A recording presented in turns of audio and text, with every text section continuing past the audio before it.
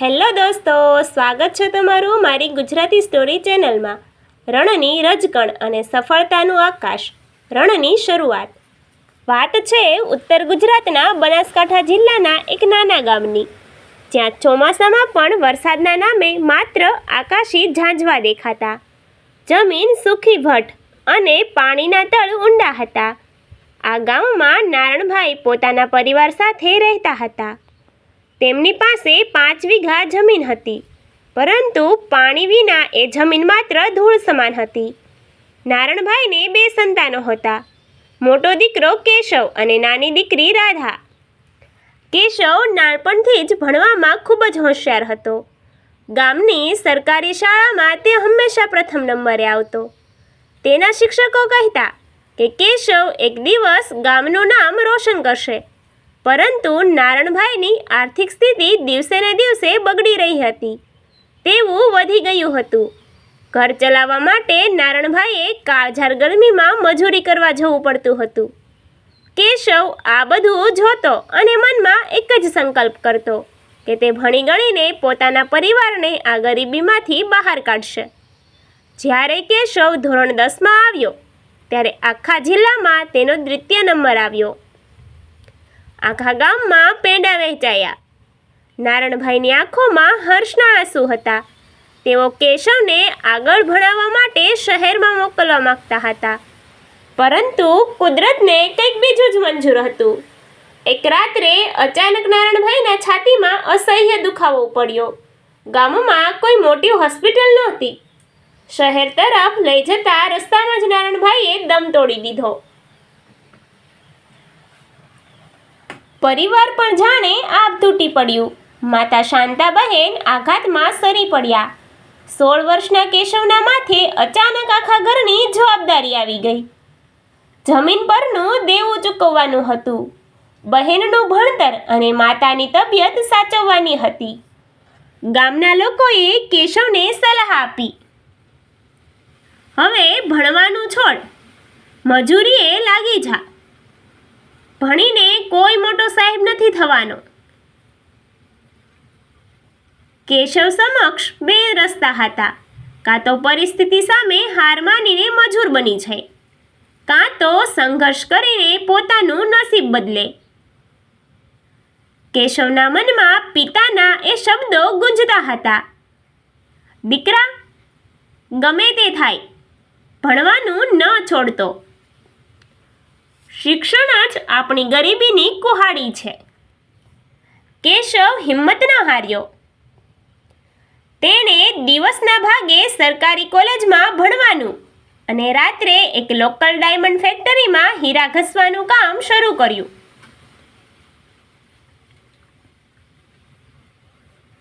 કેશવનું જીવન હવે એક મશીન જેવું થઈ ગયું હતું.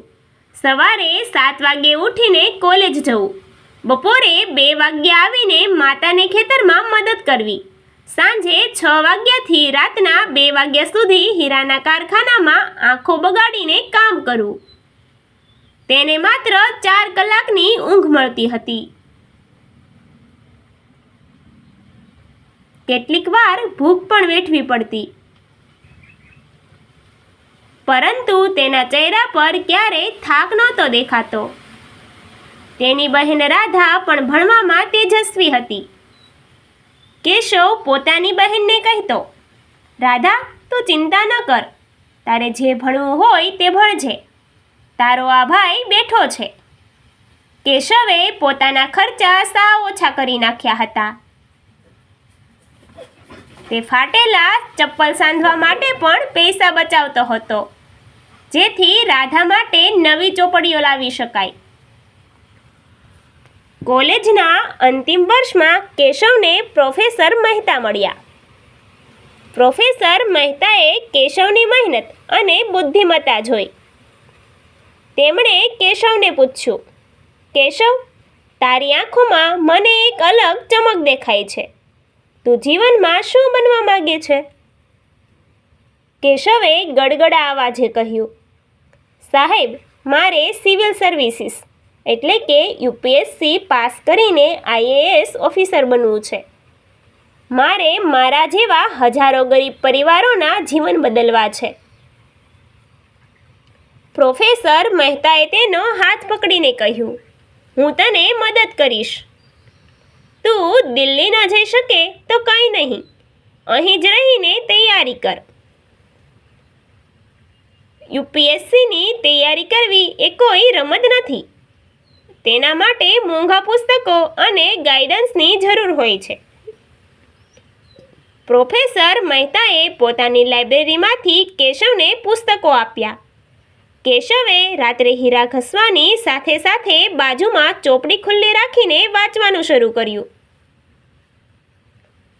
કારખાનાના માલિકે કેટલાય વાર તેને વઢ્યા, અહીં કામ કરવા આવે છે કે ભણવા? ન ભણાય તો ઘરે બેસ. છતાં કેશવ ચૂપચાપ બધું સહન કરી લેતો. વર્ષ 2023માં કેશવે પહેલીવાર યુપીએસસીની પરીક્ષા આપી. ખૂબ જ મહેનત કરી હતી, પરંતુ પ્રિલિમ્સ પરીક્ષામાં તે માત્ર 2 માર્ક્સ માટે રહી ગયો. આ પરિણામથી કેશવ અંદરથી તૂટી ગયો. તેને લાગ્યું કે કદાચ ગરીબના નસીબમાં મોટા સપના ન હોઈ શકે. તે આખી રાત ખેતરમાં જઈને રડ્યો. માતા શાંતાબહેને તેની પાસે આવીને માથે હાથ મૂક્યો અને કહ્યું, બેટા, વાવણી કર્યા પછી જો ક્યારેક પાક બળી જાય તો ખેડૂત ખેતર નથી છોડી દેતો. તે ફરીથી મહેનત કરે છે. તું તો મારો સિંહ દીકરો છે. માતાના શબ્દોએ કેશવમાં નવો જીવ પૂરી દીધો. તેણે પોતાની ભૂલો સુધારી, ડબલ મહેનત શરૂ કરી. હવે તે ઊંઘવાના કલાકો ઘટાડીને 3 કલાક કરી નાખ્યા હતા. આંખો લાલ થઈ જતી, માથું દુખતું, પણ લક્ષ્ય અર્જુનની માછલીની આંખ જેવું સ્પષ્ટ હતું. વર્ષ 2025નું નવું વર્ષ આવ્યું. કેશવે ફરીથી ફોર્મ ભર્યું. આ વખતે તેની બહેન રાધા પણ ધોરણ 12માં સારા માર્ક્સે પાસ થઈ ચૂકી હતી. કેશવની પ્રિલિમ્સ પાસ થઈ ગઈ. ત્યારબાદ મેન્સ પરીક્ષા આપવા માટે તે અમદાવાદ ગયો. તેની પાસે રહેવાના પૈસા નહોતા, એટલે તે રેલવે સ્ટેશન પર સૂઈને પરીક્ષા આપવા જતો હતો. માત્ર ચણા મમરા ખાઈને તેણે 5 દિવસ સુધી સખત માનસિક કસોટીવાળી પરીક્ષાઓ આપી. મેન્સનું પરિણામ આવ્યું અને કેશવ પાસ થઈ ગયો હતો. હવે છેલ્લો તબક્કો હતો, દિલ્હી ખાતે ઇન્ટરવ્યૂ. ગામના લોકોએ જ્યારે આ સાંભળ્યું ત્યારે બધા આશ્ચર્યચકિત થઈ ગયા. જે છોકરો કારખાનામાં હીરા ઘસતો હતો તે આજે દિલ્હી જઈને મોટા સાહેબો સામે ઇન્ટરવ્યૂ આપવાનો હતો. પ્રોફેસર મહેતાએ તેના દિલ્હી જવા આવવાની ટિકિટ અને કપડાનો ખર્ચ ઉપાડ્યો. ઇન્ટરવ્યૂ બોર્ડના ચેરમેને કેશવના ફાટેલા અને લુખ્ખા હાથ જોયા, જે હીરા ઘસવાના કારણે થઈ ગયા હતા. તેમણે પૂછ્યું, કેશવ, તમારા હાથ ખૂબ રફ છે, કેમ?